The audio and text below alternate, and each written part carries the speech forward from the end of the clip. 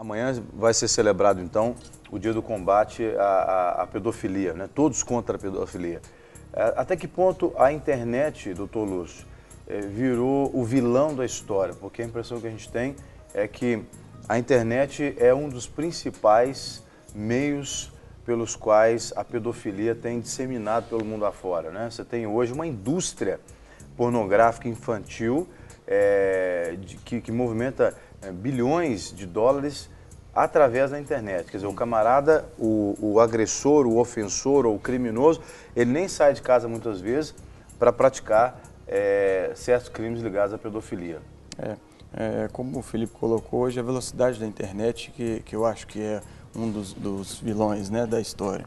Porque hoje, se eu colocar uma notícia ou uma imagem ali, rapidamente um número de pessoas muito grande podem ter acesso àquilo ali.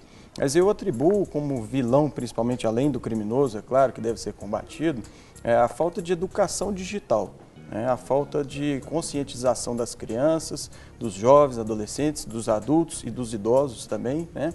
E a gente tem até um trabalho interessante lá na Faculdade Cotemig com os idosos para treinar, para inseri-los no contexto, né, de educação digital.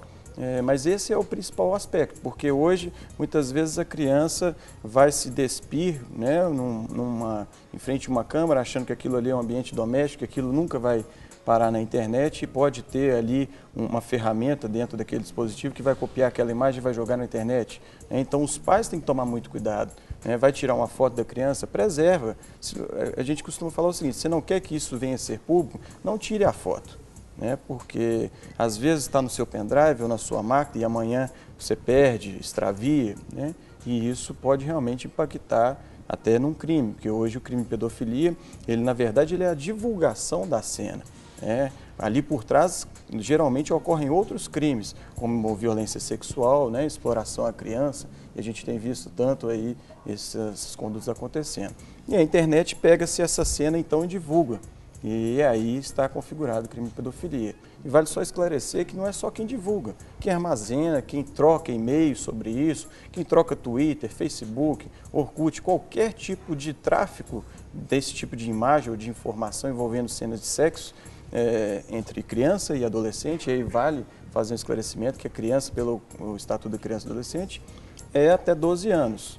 E de 12 a 18 é o adolescente. Então hoje a gente vê muita exploração em baile funk, nada contra, tá? Nada contra o estilo musical, mas às vezes a modalidade, hoje a gente ouve muito nas rádios a expressão novinha, vai novinha, ou isso e aquilo, e estão falando do adolescente, então tem que tomar muito cuidado também nessa questão. E isso que você está falando é tão sério que muitos pais pensam que estão fazendo um favor para os seus filhos. Por exemplo, a mãe toca um funk ou a música que for, a gente está falando funk aqui porque a gente ouve mais junto aos funkeiros, mas pode ser qualquer ritmo, pode ser um forró, pode ser um sertanejo, o que for. Os pais filmam a criança dançando em poses sensuais com roupas sensuais, e acha bonitinho e posta aquilo no YouTube, porque agora todo mundo quer. Porque vale dizer aqui que a internet é uma forma do indivíduo se tornar famoso sem gastar, e rápido, né? E todo mundo agora quer ficar famoso, né, Thiago? E uma coisa que é interessante, porque é o seguinte: a gente, nesse trabalho todo que a gente está fazendo agora e tal, de conscientização, eu tenho pesquisado muito e tal, e o pastor Austin vai estar aqui ele também muito bem para falar sobre isso. Os vídeos hoje no YouTube, muitos, assim, das meninas dançando, muito, de crianças dançando, com sainha, rebolando, aquela coisa toda. E o interessante é que os abusadores, eles colocam na cara dura os comentários, assim, no YouTube, bem maledicentes mesmo, sabe? Você vê, assim, vários vídeos, os comentários deles, assim, tipo, falando mesmo e tal, e, tipo, insinuando. Não quer... Incentivando. Não quer que a gente seja abusador, mas o pai coloca um vídeo desse da filha, vários vídeos com esses comentários bem, assim, nítido, assim, publicamente. Então, a gente vê que... E esses vídeos hoje, de criancinhas hoje, assim, o crescimento deles é muito grande na internet. É 300 mil, 500 mil de meninas dançando, e você vai ver, tem essa finalidade, porque hoje está muito grande mesmo essa pedofilia na internet. A necessidade que as pessoas têm, por exemplo, de serem alguma coisa, né? Então, hoje você vê pessoas de idades, desde os mais novos até os mais velhos, tendo uma conta social de uma mídia social, tendo uma movimentação na internet, porque se você não está na internet, você está alheio àquilo que é moderno, aquilo que é moda, aquilo que todo mundo tem. Então, para você não ficar para trás e você ser igual às pessoas, você quer se afirmar, né? E acaba abrindo portas que podem ser portas destrutivas, né? Sim. E aí o governo hoje tem olhado muito para isso, Lúcio? Tem cuidado? Existe alguns projetos de parceria com o terceiro setor para que haja uma educação da sociedade digital, né?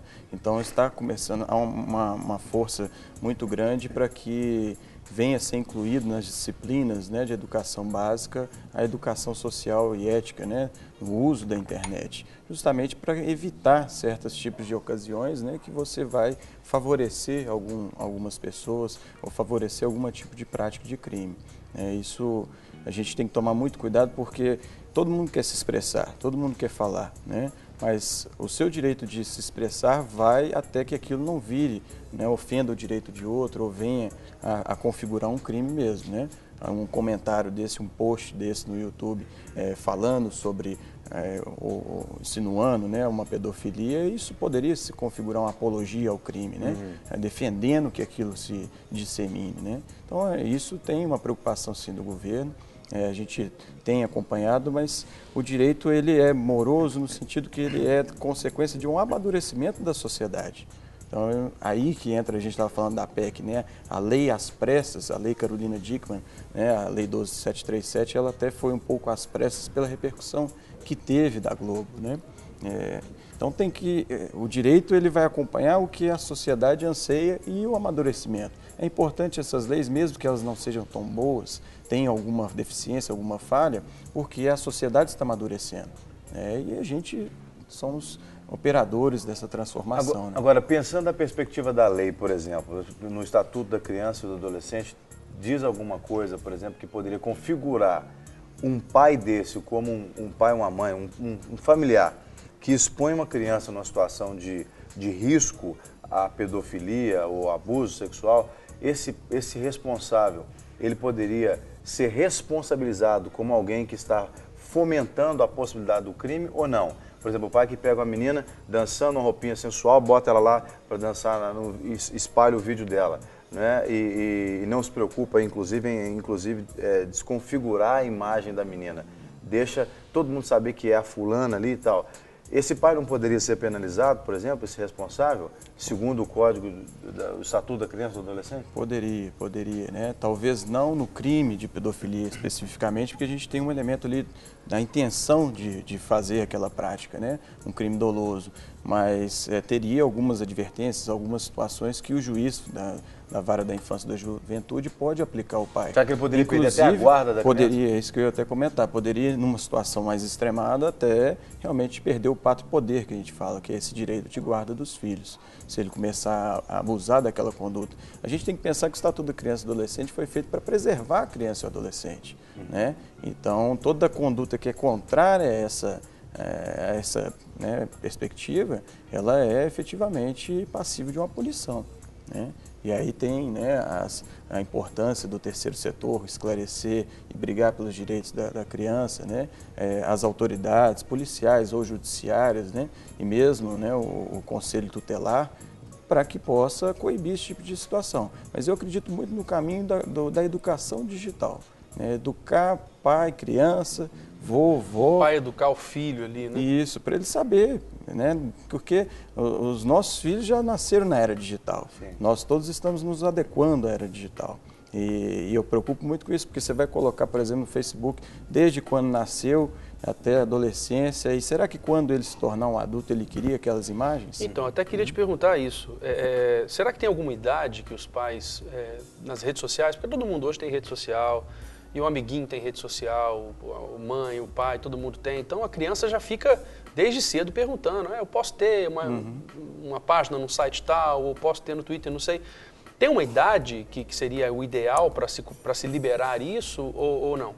Não temos nada legalmente, né? Aí vai entrar no campo da psicologia, da pedagogia, seria do que bom talvez senso. é do bom senso, mas é importante, o Facebook ele tem inúmeras configurações de privacidade, então todo mundo tem que entrar no setor lá, fica à esquerda do Facebook, configurações, clicar no ícone de privacidade e ler ponto por ponto. É muito simples a configuração, mas ela tem várias situações que você pode melhorar a situação ali para a criança. Por exemplo, hoje, se não tiver uma configuração de privacidade, é possível entrar no seu Facebook e salvar uma foto e, de repente, fazer um Photoshop daquilo ali e manipular uma imagem. Então, tem que se preservar a privacidade. Mas ninguém pensa nisso, né? Quando posta uma foto na rede social, ninguém pensa nisso, que um mal intencionado vai chegar lá, entra no seu, um hacker entra no seu sistema, tira a sua foto e sai vendendo a foto da sua criança, por exemplo, para esses pedófilos que são doentes, né? São pessoas doentes da cabeça que precisam de ajuda, inclusive. Sim.